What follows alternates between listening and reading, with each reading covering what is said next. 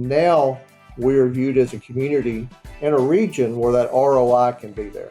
We have the opportunity now to grow in a positive way and say, hey, this is something good for us, not even more than just Blue Oval. The governor has invested a lot into new infrastructure, replacement buildings, renovations for the TCATs.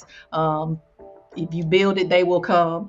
I think Tennessee is positioned to continue to grow. We just have to keep that mentality of, we're all in this together.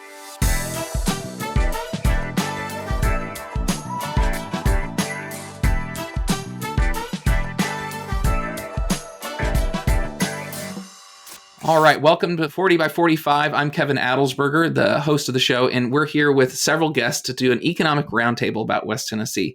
If we start with Kyle in the top here, Kyle, can you introduce yourself? Sure. I'm Kyle Spurgeon. I'm president and CEO of the Greater Jackson Chamber.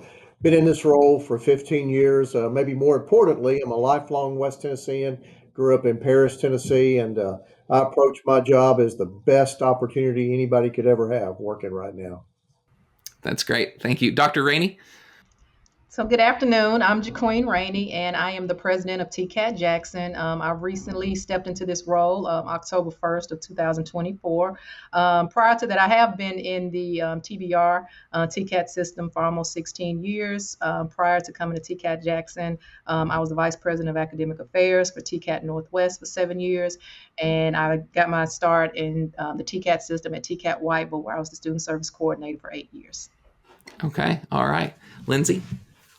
Hey guys, Lindsay Theobald. I am the CEO of the Obion County Joint Economic Development Corporation, which is the Chamber of Commerce Economic Development, as well as some tourism for Obion County. In my 16th year in this position, and I'm born and raised in Union City in Obion County, and Kyle's sister is smart enough to live over in this county now too, so I have some ties to Kyle through Obion County too. Very good. And Mayor Matizik. Hello, I'm Julian McTizik. I'm the mayor of the city of Bolivar. I've been mayor 8 years now. I served as a city council person before I took office as mayor. I've been in Bolivar my whole life. Growing up in high school, I wanted to move far away from West Tennessee, and now I'm West Tennessee's biggest cheerleader. So I'm excited to be here. Okay. Well, thank you so much all for being here and taking some time out of your day. Kyle and Lindsay, what are some trends that you're seeing in the economy of West Tennessee? Lindsay, why don't you start, and we'll start up in Obion County, and then I can talk about what's happening here in the middle of West Tennessee. Well, Obion County, we're actually seeing a lot of our young people decide to stay and go to college near home, which is a trend, as Mayor McTizik talked about. Like, a lot of kids wanted to go away, and they were going to school all over the place across the state. And now I'm seeing more students go to TCATs and the University of Tennessee at Martin and the community colleges around the area. So that's exciting because that means they want to stay local and stay home. And, as has happened in Tennessee and probably across the nation, you see a lot of what they call brain drain youth, leaving their home area to go to the metropolitan areas. So it's exciting for me to see the young people choosing to stay local, even for their post-secondary education, or even just going straight into the workforce, which is just important to me because as a mom, what drives me every day is to get up and be able to facilitate an environment to create jobs and a quality of life that if my children decide when they grow up that they want to stay here, that they can. So that's probably been one of the most exciting things for me lately.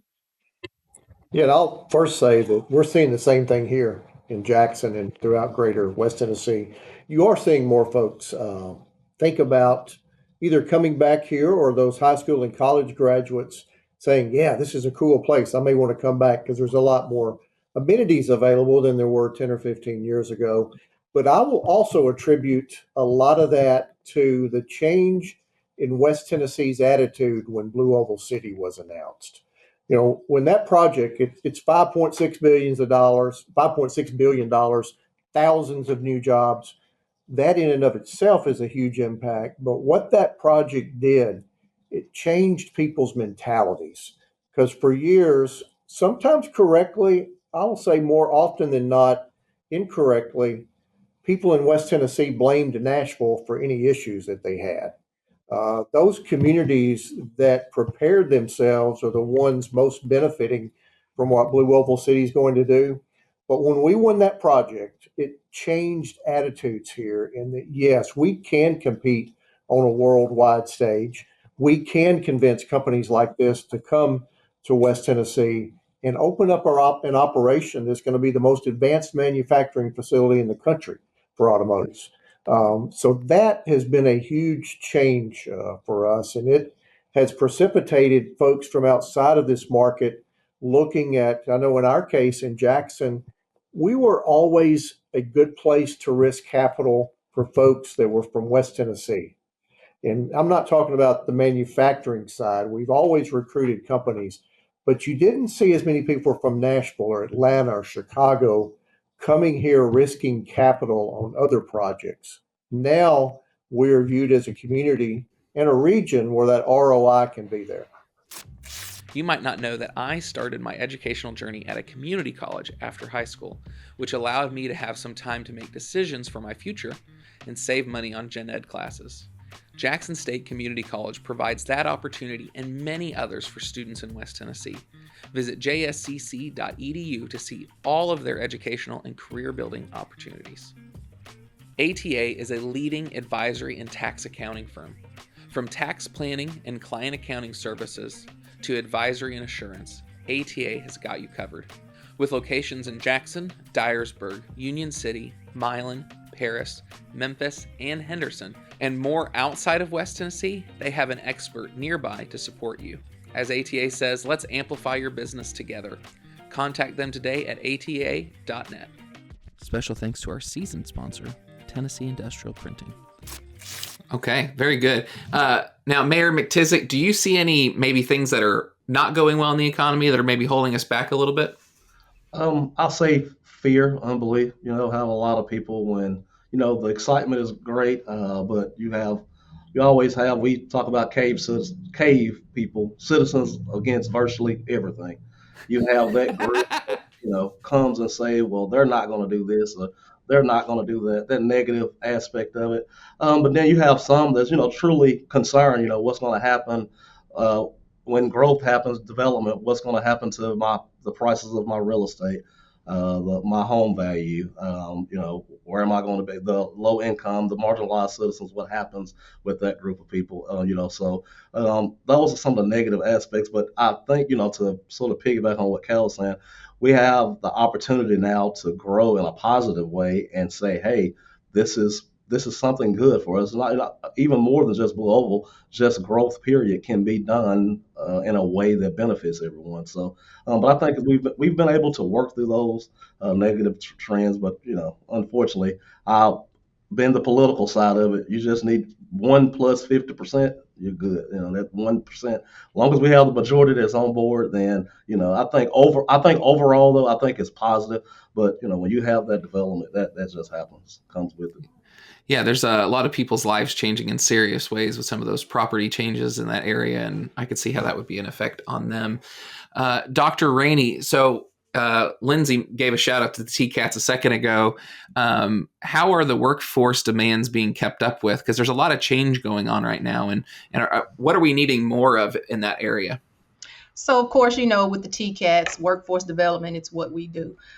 We pride ourselves on our relationships with our industry partners. They're the ones that pretty much drive the programs that we offer. What we're trying to do is to implement, new programs to meet those needs. We are apprenticeship programs that we are at TCAT Jackson. We have about 4 programs that we're implementing for apprenticeships. I think we could use more of those. The benefits of it, we have 2 models that we utilize. So we start with our dual enrollment, our high school students who can earn our post-secondary credit. Once they graduate, the companies can hire them, and then as an apprentice, and then allow them to come to an apprenticeship program at the TCAT in order to get that additional training. That actually helps them with the upskilling. And then we also, companies will hire our TCAT graduates who have their diplomas, and then just as, continue their progression, coming to the TCAT and the apprenticeship program so they can get their additional training, even though they didn't have any on-the-job experience. So the apprenticeship models are what we call the RTI, the relative technical instruction, and then the OJT, which is the on-the-job training. We need more EPSOs, more early post-secondary opportunities at the high schools. I think in order to feed the pipeline, especially with Blue Oval and then our industry partners that we have, we're going to have to be a little bit more strategic in what we're doing, provide more dual enrollment opportunities, those opportunities that will allow students to be able to graduate, get more credit than what we're currently giving them. And that way, when they do graduate, they don't have to enroll in the post-secondary program and be in there as long. Some other things that I'm seeing that we need more of at the TCATs is more capacity. The governor has invested a lot into new infrastructure, replacement buildings, renovations for the TCATs. If you build it, they will come. So with that philosophy, but just for like TCAT Jackson, our main campus, we have outgrown it. So we're going to need at some point more space. In order to help with capacity, we could implement more evening programs. That way, your day programs are full, but you can also implement those evening programs as well. So I think with new capital outlay projects and new building projects, I think we can kind of help with that capacity. More industry partnerships. We partner with West Tennessee Healthcare. They are able to provide space at the hospital for us to have programs. So we will be implementing an evening practical nursing program there, as well as a new central sterile technology program. And just because they were able to provide that space that we didn't have. Mm-hmm. So those are just some things that I see that we're going to need. And yeah. Very good. And now, Lindsay, we're going to talk a lot about Blue Oval, and you're the furthest away from Blue Oval on this call. How are you seeing Blue Oval affect up in Northwest Tennessee? Really, for me, I'm seeing on the industrial prospect side of things, more second and third tier supplier levels, people that might be in battery or inputs into battery manufacturing that are kind of looking outside of that first level around Blue Oval.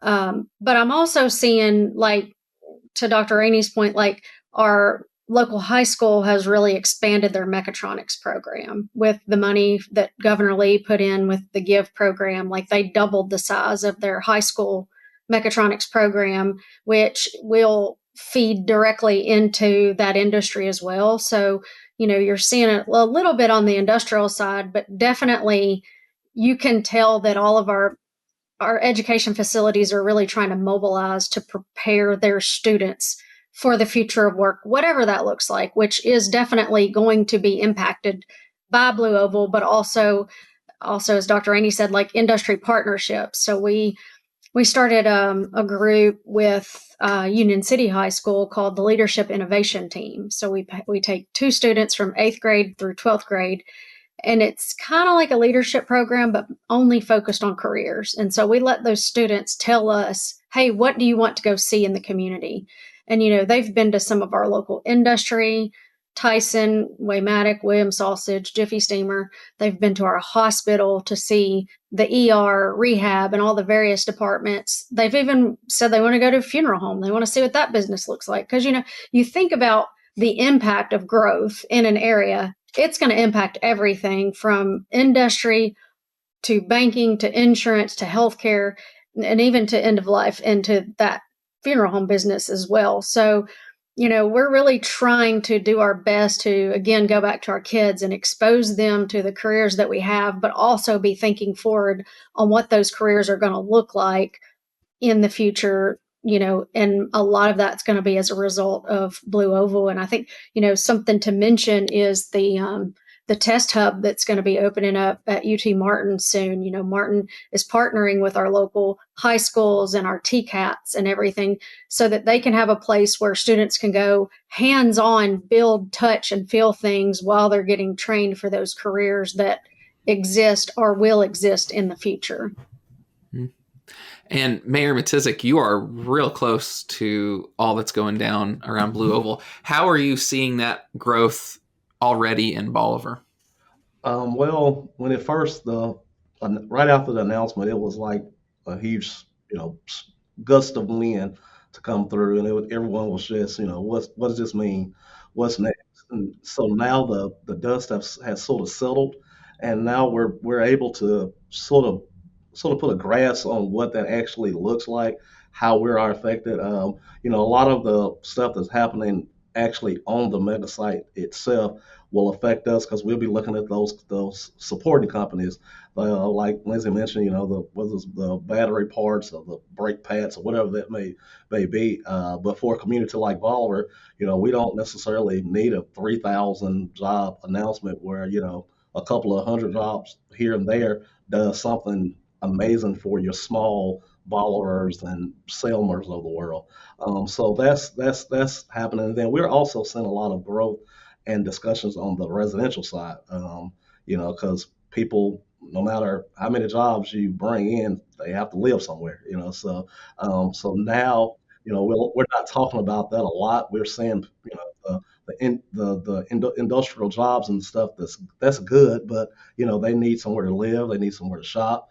I even talked to a religious group, the religious sector. These people don't want to go to church somewhere. So, those are different conversations that we're having in Bolivar. We're right there close to the site, but those people that's actually going to live, they may be working in Brownsville, but they live closer, and how we can, have that thriving little community where we can keep our money and spend our money is in Bolivar. So it's been exciting, and now we have a seat at the table. Like someone mentioned earlier, West Tennessee was always sort of, for whatever reason, we felt like the forgot about side of the state. Now, I'm far from Interstate 40, but now I'm a 30-minute drive from Blue Oval. So it changes. I mean, literally after one announcement, I go from being on the sitting on the bench, and now I'm in the starting lineup now. So that's exciting. It's just how we play that and how we take advantage of it. Because I joke with some of the other mayors. The problems that they're having in Haywood County, that's right there on it. I can only imagine. I'm far enough away that we can have those issues, but we can deal with them in a way where we can sort of grow as the industry grows, as people come in. So it's been exciting. I'll say that. Tennessee Industrial Printing is West Tennessee's commercial printer. They have built their reputation on delivering on time, on budget, and on target. Tennessee Industrial Printing delivers on complex printing projects, mailing projects, and fulfillment services. With a fleet of presses, they have positioned themselves to handle small and large volume jobs. I've been able to work with tips with many of my clients' projects, and they have delivered every time. Wayne and his team have continuously invested to ensure that they are an efficient and effective option for commercial printing. Start your next project at tipsprints.com. Now, Lindsay, there's a lot going on in West Tennessee besides Blue Oval. And so what are you seeing up in Northwest Tennessee that isn't necessarily Blue Oval related? We're actually starting to see some retail growth in our area, and we've really been making a concerted effort in that as well because, Tennessee being a sales tax driven state, that's important to us because property tax and sales tax drive our local governments and our local community, as well as help fund the schools and everything. So, we've made an intentional push to reach out to real estate folks, to brokers and whatnot. And, we've seen some growth with a TJ Maxx and a Five Below, and a Starbucks is going to be coming soon. And, those are things that are transformational for communities as, has been said, we may not get 1,000 jobs in an industrial announcement, but 50 to 100 to 200 is impactful. But then on the flip side, you need the retail to complement it, but also enhance it, because when people are looking to put an industry in your area, they're going to want to know what's there. What is the quality of life like? So to have some of those national retailers in the community helps sell the community. So we've been very fortunate. We're coming up on, in May, it'll be the 1 year anniversary of TJ Maxx, which was a huge, you know, successful recruitment for us. And you go by it on any given day and the parking lot is full. So, you just think about being on the Kentucky border. The beauty of that is we're pulling people in from Kentucky to shop and bring their sales tax into Tennessee, which again goes back to driving those economies at the local level. So, we try to diversify enough. And I mentioned that we do tourism with our organization. So visitor spending has gone up every single year. And out of the 95 counties, Obion County is 26th out of 95 for tourism. So you're talking about $80+ million in economic impact of tourism, heads and beds, butts and boats, whatever that looks like. They're bringing in money, spending money, leaving it behind and going home. And we're not having to provide the services, water, sewer, schools, all the things that go with that. So that's just free money coming in. So, we've been fortunate in seeing that on the tourism side as well as the retail development. So it's not just about new industrial jobs all the time. Awesome. Thank you. Now, Kyle, what shoes are still dropping? What still has to happen for West Tennessee to make the most of this blue oval change that's coming? Biggest shoe that just dropped for me, I've always heard of heads in beds, but butts in boats is a new one, and I think I like that better. So we're gonna start using that one, Lindsay. That's great. Other shoes that are dropping, and what has to happen is that the infrastructure shoe has got to continue to drop. Those communities that are most prepared with infrastructure are going to do extremely well. Those communities in West Tennessee that are not investing and can't figure it out because of leadership issues or lack of funds or whatever are going to get left behind. And I can give you an example. If you think about the Nissan project down in Jackson, Mississippi, near Jackson, Mississippi, just north of that, I think it announced 25, 30 years ago. Ridgeland and Madison, Mississippi have grown tremendously. Canton, Mississippi, where the project is located, has barely grown a bit. Right where that big project is. It's because Canton didn't do everything to grab hold of that growth. And so, what's imperative is for all of our communities in West Tennessee, regardless of who they are and where they are, is to continue to invest in infrastructure. And, infrastructure can be many things. It can be your utilities, your roads. Part of that's also housing. What's your housing infrastructure in your community? Specifically for us here in Jackson, we check a whole lot of boxes. Right now, we have checked that box for housing. We've got to have more rooftops. The apartments are being built. There's hundreds of other homes that are planned and will be under construction. We just have to continue to support that growth. Locally here, we're meeting with our bankers. We have regular meetings with our bank presidents to try to help facilitate that. But we have got so many opportunities in front of us. And it is the infrastructure piece that we've all got to continue to concentrate on. And Dr. Rainey, I think the TCAT expanding is some of that infrastructure, and one way to think about it. What is TCAT expanding to help fill the need that Blue Oval's creating? Okay, so of course we have the Stanton campus that is right out here at Blue Oval City. This is a training center not only for TCAT programs, but also for Ford and for Blue Oval S&K, which is the battery operations plant.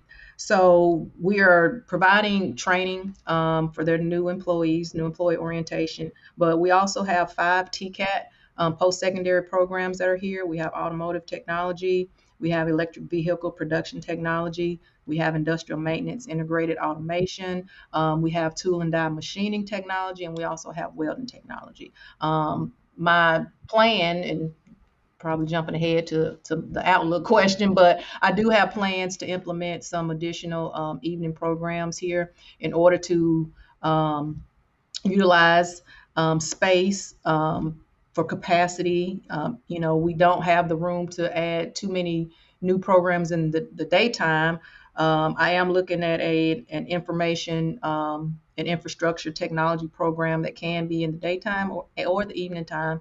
But also alongside of that, and everyone's talking about the infrastructure. So we actually developed a curriculum for a 12-month general construction technology program. And so one of the things that we're trying to do as a strategy is to implement programs with a shorter length of time so that once our students graduate, they can actually go to work faster. So we developed this general construction technology program that we will be implementing at our Brownsville campus in the fall, but as a means to help support that infrastructure, that residential and commercial development that's coming. And so this program, students are going to learn, the construction trades, industrial, electricity, pipe fitting and plumbing, HVAC, general construction. So those, and we also have those programs at our other campuses, but this particular program, we felt like in that area in Brownsville, which is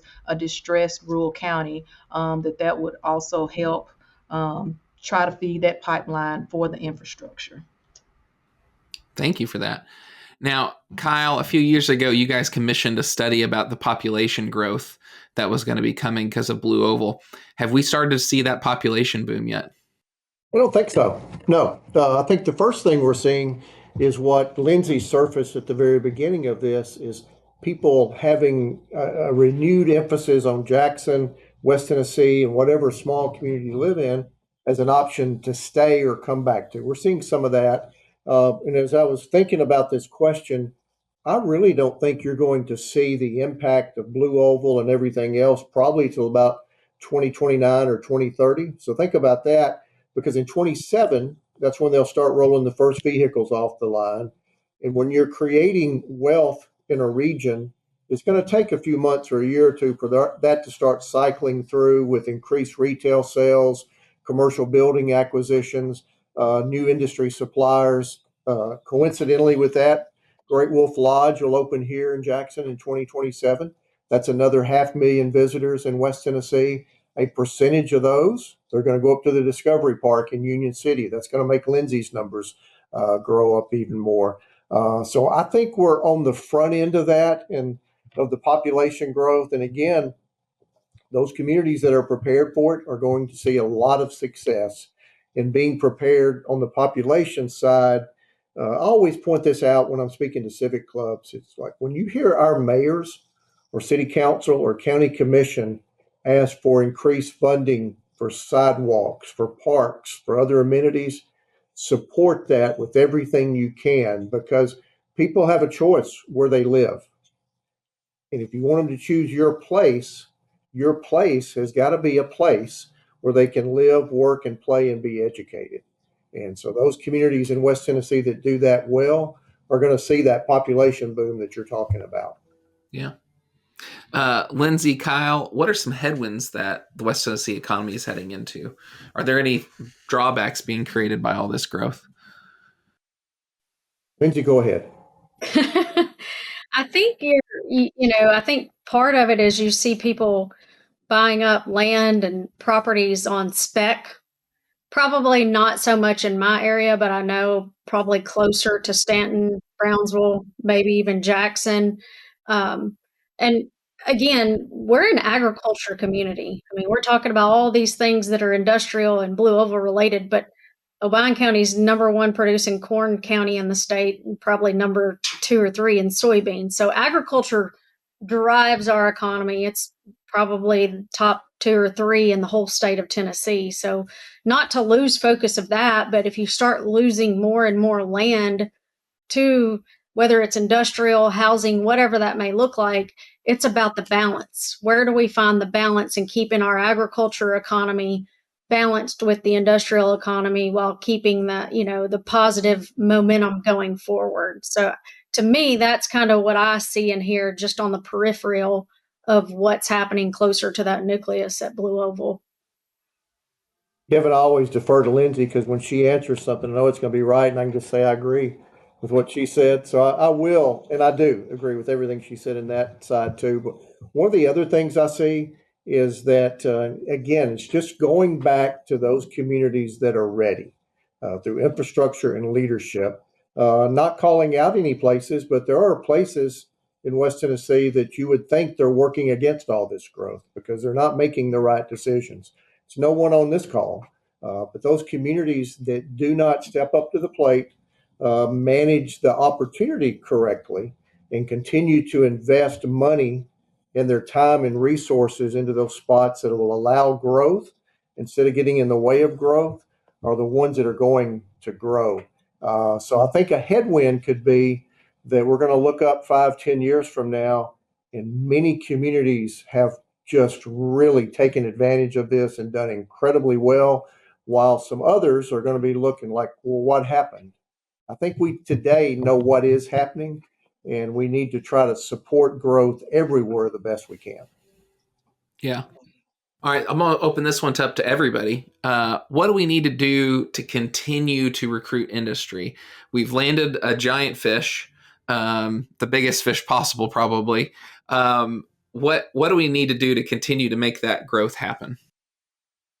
I can start with that. Maybe Lindsay will agree with me. We'll see what happens with that. And these other folks, obviously, too, work to recruit industry or are part of the team. We got to keep doing what we're doing. Economic development is about location, workforce, and the ability to close the deal. For us to continue doing that, again, going back to what Lindsay said about the balance, we all have to acquire additional tracts of industrial acreage that are served. Just because you've got 200 acres out here doesn't mean that it's an industrial site unless you've got the ability to get utilities to it. So we've got to continue to do that as well as we're doing right now with our workforce development efforts. They have to continue to improve every single year. You're seeing more and more alignment between secondary and post-secondary schools. We got to make that even tighter across West Tennessee. I use an example here. When we're selling Jackson, and most of you know this, 50% of our workforce comes from outside of Madison County. So what happens down in Hardeman County at the high school, what happens in Haywood County at the high school, at the TCATs, the other colleges and universities there, impacts our labor force. So it's imperative that we work together as a region, and we sell this region. One of the things that Mandy White, who is our Chief Economic Development Officer, one of the things that she does that makes me so happy when we see results from it, if we get an inquiry from a company and it's not a fit for Jackson, and she says, hey, that's not a fit here, but can I recommend some other locations? When we're able to do that, that makes us even more successful. We just want the opportunity to do it in even more places because, as you know, some spots are ready for industrial growth, others are not. I'll piggyback off that a little bit because, as I said, I've been at this in roughly 16 years or so, but 3 months after I took over the quote economic development side of things, Goodyear announced they were closing. And that was the largest employer in the region for Southwest Kentucky, Northwest Tennessee. And, you can't make people work together, but just like good things bring people together, bad things do too. So I saw a lot of local leadership across city lines, across county lines, come together and say, we need to work together. So, losing an industry is hard, but it was a blessing in disguise on that side of it because I saw people willing to sit at the table and talk to the people in Weakley County or Dyer County or whatever county it is, even across the state line in Kentucky with us, being on there. So, just going back, we talk about infrastructure, but yes, it's that mentality of, are you ready for growth? How do you do it? How do you support it? How do the elected officials, communicate that locally? Because, there, as Mayor McTeasick talked about, those cave people are everywhere. And we have to find a way to listen, understand, and then find a way to overcome those situations. Because I always say when somebody is passionate and they're really, really negative about something, there's a nugget of truth somewhere in there. In what they're saying, there's a nugget somewhere but how do we get there to hear what it is, So just finding the common ground. That's what I'm always saying. It's easy to disagree with everybody. It's easy for everybody to go all over and get sideways, but let's challenge each other to find where we agree, and let's move this in the same direction. And I've even seen it across West Tennessee and all of us working together. I mean, 10 years ago, I didn't know Mayor McTeasick wouldn't have been able to just pick up the phone and call him. I mean, I knew who Kyle was, but I wasn't at the level that I am now. And then TCAT, I mean, I can call Dr. Jones or I can call the welding instructor in Union City, but, you know, they're going to listen and they're willing to listen. And I think that Tennessee, one of the biggest advantages that we have is education. I mean, you have UT Promise, you have Tennessee Promise, and you have TCATs scattered all over the state. My peers around us don't have the luxuries that we have, especially around education and workforce development. So I think Tennessee is positioned to continue to grow. We just have to keep that mentality of, we're all in this together. And, despite our differences, we're all moving in the same direction. And I'll just say exactly like Cal said, it's good to go last because you can just say ditto. But the workforce part is important, and we can't really, we can't put it on one entity because we all have a role to play in it. And no matter what industry you're in, whether it's industrial recruitment, retail recruitment, hospitality, whatever it is, we need people to perform. And we have to keep up with the workforce because it's changing. I've said a lot of times one of the youngest in the room, and everyone's needing a welder or everyone's needing a plumber, but we can't find the people that do just the simple trades. But my age group, everybody's wanting to be a doctor, a lawyer, an attorney. We have enough of those. Now we need to find your welders, and maybe 10 years from now, who knows what AI does?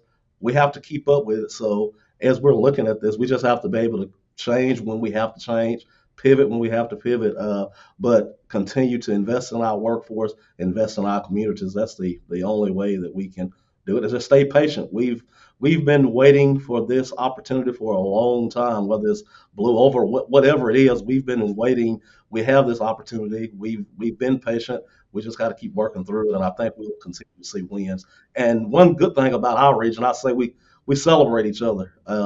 We're all competing, but we're all trying to do what's best for our community. I mean, but when Oban County wins, Bolivar wins. When Jackson wins, he mentioned it earlier, like, we're helping each other because we're all in this together. I say that's one good thing about West Tennessee. We're a big family. We may have our spats in between each other, but at the end of the day, we're all, in for the same thing. So I think we just got to continue down that same path and just keep, going like we've been going. Direct Shred is a family-owned and operated commercial and residential shredding company based in Jackson, but serving all of West Tennessee and Memphis. If you need secure, certified, document, or hard drive destruction, contact Direct Shred today at directshred.com. Haven Insurance Partners is a locally owned independent insurance agency. Haven takes your risks, whether personal, commercial, health, or life, and approaches many different insurance companies on your behalf. This allows them to find different coverages and price points for you. At Haven, they believe you deserve options, and they want to help you explore those. Visit haveninsurance.com to find better coverage today. Special thanks to our season sponsor, Tennessee Industrial Printing. All right. Well, Dr. Rainey, what would be your 5-year outlook for the TCATs and West Tennessee? The 5-year outlook, of course, there will be continuous growth and expansion, new building renovations, replacement buildings, because each TCAT has its own service delivery area. I'm fortunate that Jackson has, a wide service delivery area. And so for me, it's important just being able to touch all of those communities, being able to show growth at all of our TCAT locations. My plan one day is to have a new replacement building for our main campus, which will be bigger, larger, that will have the the infrastructure, the capacity that we can implement new programs, whether that's day, evening, infrastructure, the new industries that are coming to Jackson, building relationships and partnerships with those institutions, the standing campus, making sure that all of our programs here are full, that we are just turning out those students. They're going to work, they're getting jobs. And one of the things I did want to mention that I do plan to do for Whiteville is implementing a farming operations technology program. Lindsay, you had touched on, the agricultural economy. So that's one of the programs that we will be implementing, and we will be getting, as part of the TCAP master plan, a building addition for that program. And as well as, and this is something that is not down here in West Tennessee. I think there may be two TCATs that have this program in East Tennessee, but it's the Power Line Construction and Maintenance Program. I do plan to implement that at the Whiteville campus, and we also will have a building project for that program. So lots of things. Mine, it never rests. I'm always thinking of opportunities. Who can I touch? What can we do? What can we offer that we need in this area that we don't have? So, Mr. Cal, I'm going to need your help with these power line construction contact people at these utility companies. I bet we can connect you. Okay, but yeah, that's what I see. That's exciting. Mayor Matizik, 5-year outlook for Bolivar. 5 year, what's that? 2030. I'm excited to see what we've done. The labor. I'm not a farmer by any means, but I know we all remember planting the seed when we was talking about germination and whatever grade school. All the work that we've been doing now. I have to tell the citizens a lot of times we have spent a lot of money, not just Bolivar. A lot of cities around West Tennessee have spent tons of money, probably millions of dollars on infrastructure. But that's not pretty. You can't see that. You don't, the sewer lines, the power lines, you don't see that, today. So when we're spending those millions of dollars, it looks like we're not doing anything. But hopefully, my prayer is in 2030 that we will actually see the fruits of the seeds that we planted today or the ones that planted before us. Sometimes it takes longer, but I think now the excitement, the announcements, that's just the water on the seed, and in 2030 we'll actually start to see some buildings going up, some rooftops, some houses, seeing, like I think it was Kyle mentioned, the trucks coming off that assembly line. So we'll start to really reap the benefits from the seeds that we planted today. It gets hard. I mean, because you're doing a lot of the work now. You're investing a lot, and we know, the people on this call, we all know what we're all doing in our various entities, but a lot of times the community or the citizens there, they don't see that aspect of it, and we all just sort of look like nothing is happening. But before any foundation is poured on any building, the sewer line is going to be laid out, the water line is going to have to be laid out, and unfortunately, you don't see that stuff. But hopefully, in 2030, we'll start to see the products of that, and then we can have that opportunity. We have opportunities now in high school, TCAT. I tell my boys all the time the opportunities that they have that I didn't have, or that my parents didn't have. We can have the opportunity to be born here in West Tennessee. You can go to a public school in West Tennessee and get everything you need, graduate, and make a good living and live in your community. And you don't have to drive to another state or to another part of the state. You can do that right here at home. So that's hope. That's my hopes, for 2030. So hopefully we'll be able to see those fruits. All right. Does anybody want to end with a bold prediction for 2025 for West Tennessee? Cal Spurs for president. You know what? That's funny coming from the only politician on the call. So I defer to the man from Hardeman County for that role. Hey, I will share one thing that I'm very excited about for us in Obion County for 2025, not even 5 years from now. But in 2016, I used our 3-star grant from the state of Tennessee to do a workforce study. And, workforce wasn't that big of a topic in 2016, but the top 2 issues then were transportation and childcare. And that was before childcare became a national issue. And I will say that just this week, our largest church finally put out, they're building a wing. It's in construction now for a new childcare center that is going to have license, I think, for up to 99.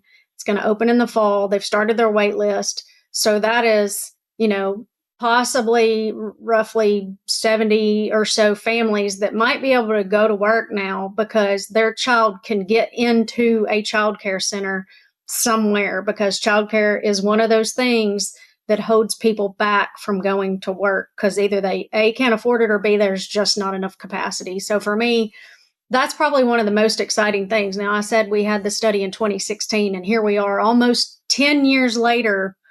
But if you say it and say it enough and you talk about it enough, people will listen, So that's probably to me, that's the most exciting thing happening for us in Obion County in 2025 is not only is it going to open up the opportunity for people to, go to work, but for those children to have a good, safe place to go while their family, parents, or whomever are going to work. So, again, all the things that we've said, talk about planting seeds, and you're doing the things that nobody sees, or, it's not sexy as we've said in the past, but now it's a building up out of the ground and it's going to be a place for children. And I just think that we can't do enough to invest in our young people. Kevin, you ask about a bold prediction. That's very dangerous. And I'm not taking the easy way out. I'm just going to tell you in Jackson, I think it's very important for the next 12 to 24 months, especially, we keep doing what we're doing. We have plans in place to address housing. We have plans in place to address childcare. We have plans in place to continue to improve education. The new Work Ready Lab that's being built out at Jackson State, what Dr. Rainey is talking about at the TCAT. I think we've got to be careful not to start adding a whole lot of other initiatives because the ones that we've got in place right now have not been fulfilled. But if we can keep our eye on the mark, all of a sudden, again, we're going to wake up in 27 with 500,000 more visitors at Great Wolf Lodge. You're going to you will have those trucks rolling off the assembly line. Then you start seeing the results of all that work. And then I think in 27, 28, we can make some very, very bold predictions about things that can come next. Ford did us a favor when they slowed down for 18 months. A lot of people took that as a negative. Well, it was market conditions. But just think about what it did forever. I see Dr. Rainey just shaking her head. Absolutely.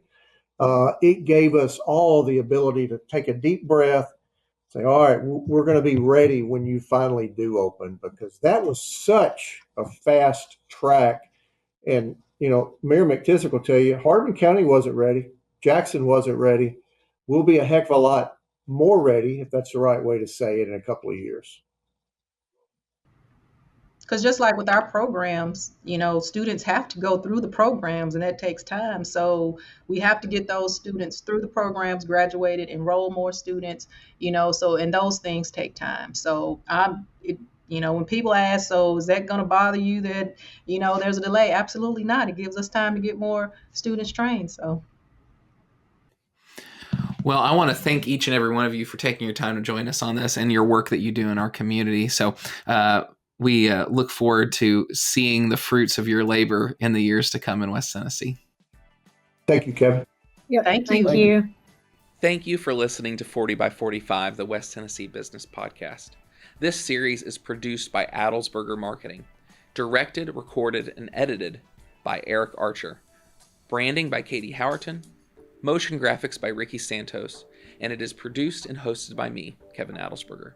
If you are interested in creating a podcast for your business, connect with us at adelsbergermarketing.com. Subscribe to 40 by 45 on your favorite podcast platform for future episodes, and thank you again for listening.